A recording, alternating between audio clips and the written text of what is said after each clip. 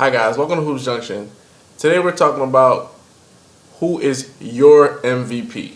That's right, we're bringing down 3 candidates and we're going to go through them each one by one and we'll see who's the MVP. So right now, most people have as the front-running candidates as LeBron James, surprise, surprise, James Harden, and Russell Westbrook. First things first, we're going to break down the numbers. Right now, LeBron's averaging about 25 points, 7 rebounds, and 8 assists. James Harden is averaging a whopping 28 points per game, 11 assists. He leads the league in assists, by the way, 11 assists, and he grabs 8 rebounds. Russell Westbrook, Brody, Baby Rage, he is averaging 30 points, 10 rebounds, and 10 assists. Russell Westbrook right now, today, is averaging a triple-double. I have to talk about this right off the gate. LeBron James should never be mentioned in any more MVP talks. First of all, that's not his agenda. Second of all, he has proven himself during the regular season time and time again. And third of all, when you sit out games, to me, you lose the right to even be considered an MVP. LeBron has already sat 4 or 5 games already this season, and he's going to probably sit a whole bunch more. So right out the gate, he's excluded in my opinion. I don't know why all these commentators and all these sports analysts want to put LeBron James as an MVP candidate. Oh, like they have a great record. They're not doing anything they haven't done before. LeBron James is playing consistently. This is what he does. For his career, by the way, he averages 27, 7, and 7.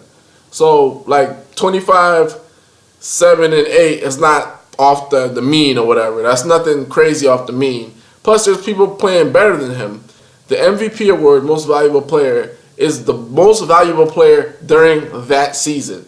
So, that's the best player playing during that season, who racks up the best numbers, who does the most crazy feats that season. It's not like a referendum on who's the best player of all time in the NBA, who's the best player in that generation, nothing like that. A lot of people got upset when Stephen Curry got unanimous MVP, but they just couldn't understand one thing. We haven't seen a point guard who's averaging 30, getting 7 rebounds, 7 assists, and grabbing 5 rebounds, shooting 50, 40, 90. I mean, all of these things in one season. He breaks his own 3-point record. That's why he got unanimous MVP. A lot of people are looking at like, oh, how can he be the first ever? Well, there have been other players who came close. One that comes to mind is Shaquille O'Neal. He almost got unanimous MVP, but he missed by 1 vote. And guess who it was from? It was from a writer in Orlando because he was still bitter about Shaq leaving to go into Los Angeles. Back to LeBron. LeBron should no longer be considered for MVP merit. Nothing. Never again. Because sitting out games, you're already consistent how you play. It's not like you're doing anything crazy. And another thing is, you have already told us and have shown us that everything that you're doing is for the postseason. It's for the finals. This is how it is with LeBron. Everybody is so infatuated and in love with LeBron, rightfully so, that it's not good enough for him to win a title. It's not good enough for him to win a finals MVP. He has to win the regular season MVP. He has to win the 3-point shooting crown. He has to be the best shooter in the game. He has to be the best since Jordan. He has to have the best low post game. He has to be the best defender. He has to get Defensive Player of the Year. You just think like the game would stop if LeBron was not playing. Like that's just that's what it is. It's odd infatuation. It's cute sometimes, but it's really odd because if you think about it, there are people playing better than him. I just mentioned James Harden's numbers, which are better. I just mentioned Russell Westbrook's numbers, which are even better than that. And people are still considering LeBron James as an MVP candidate. Like, cut it out. Like Joey from Full House said, cut it out. You know what I'm saying? Like, let's dead that whole talk or whatever. Like, that's a wrap. You know, LeBron James is a freak of nature. He's one of the best players to ever play the game, but the past couple of seasons, he has not been an MVP candidate, especially if you think about this. When it comes time to close games, the ball's always in Kyrie's hands. It's like, okay, you're the MVP, but you're not getting the ball? Like, no, that's a wrap. 2-man race. It's out of James Harden, and it's out of Russell Westbrook. And my argument leans more toward Russell Westbrook. And I'm going to tell you why. A couple years ago, when Stephen Curry won his first MVP, I was a die-hard James Harden. I was riding with him. Like, I was just like, this guy, number one, he has pretty much nobody. It was just him and Dwight Howard. Curry had a ton of help. Curry had Klay Thompson.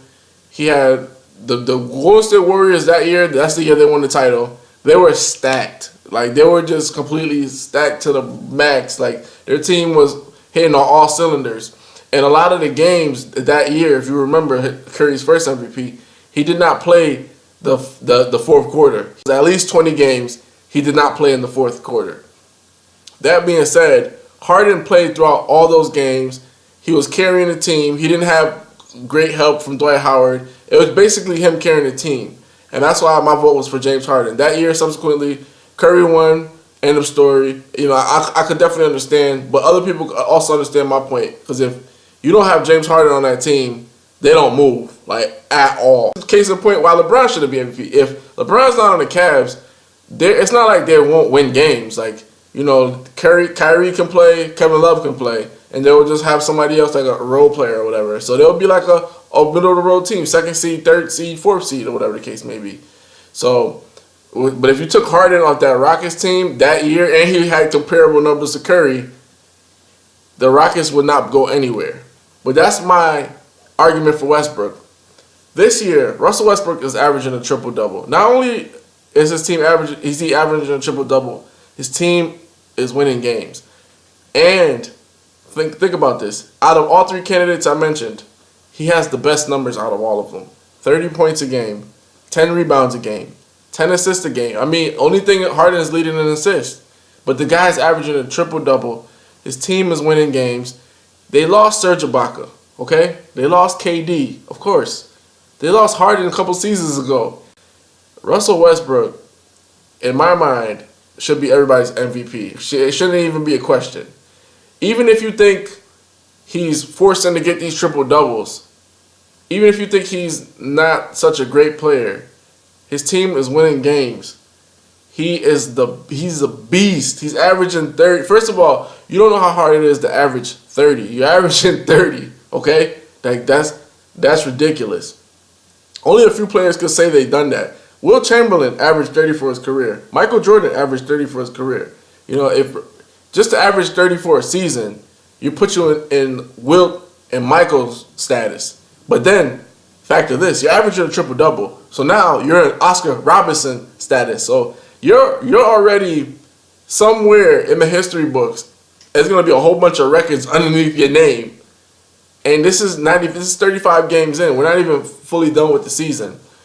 So that being said, if Russell Westbrook is not your MVP, you know, I feel sorry for you. I think maybe you should take a pillow and smother yourself. No, just kidding. It just makes absolutely no sense, some of the things I hear. Especially like comments for LeBron. Especially like comments for James Harden. I understand James Harden is beasting. He's playing well. But think about this.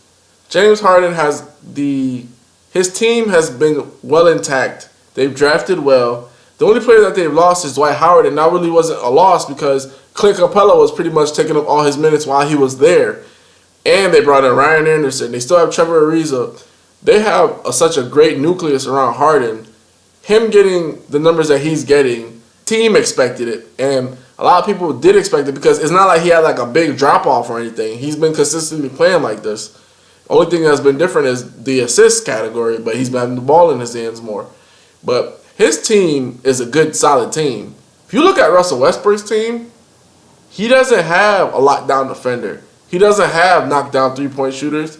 And he damn sure doesn't have, like, a great big man. Like, to me, if you give Russell Westbrook Clint Capella, they even win even more games because Steven Adams is good, but he's a little bit limited. And Enes Kanter is good, but he fouls a lot, and he can't play with great defense. So the Rockets, if you checked in December, they were one of the best defensive teams, and they have Harden going off on offense.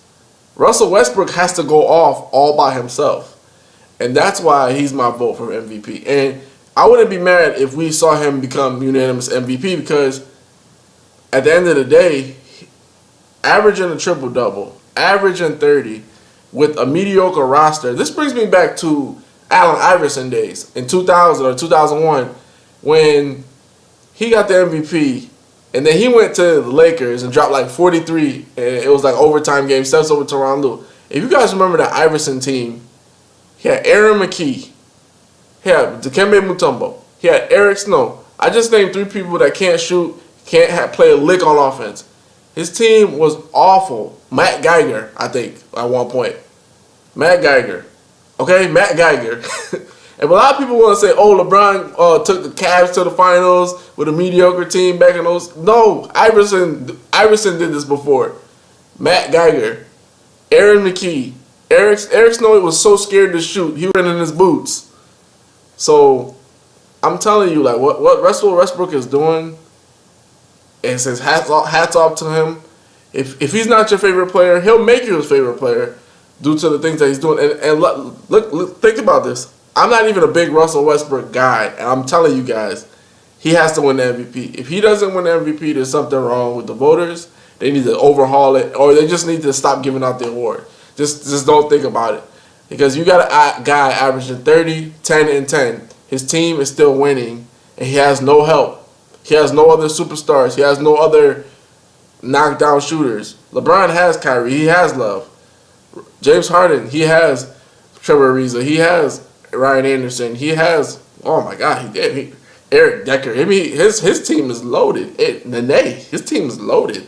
Russell Westbrook has guys like Enes Kanter, Cameron Payne. Oh, who else? I mean, some of these guys, I don't even know. You know, are they from the D League? So, that being said, Russell Westbrook, my vote for MVP. Let me know what you think in the comments. You know, do you think that LeBron should always be an MVP candidate? Do you think there's an infatuation with him? How do you feel about James Harden winning MVP? Do you think that him having a squad helps his chances of winning, or it diminishes his chances because he has help? And then Russell Westbrook, do you feel like Russell Westbrook should be MVP?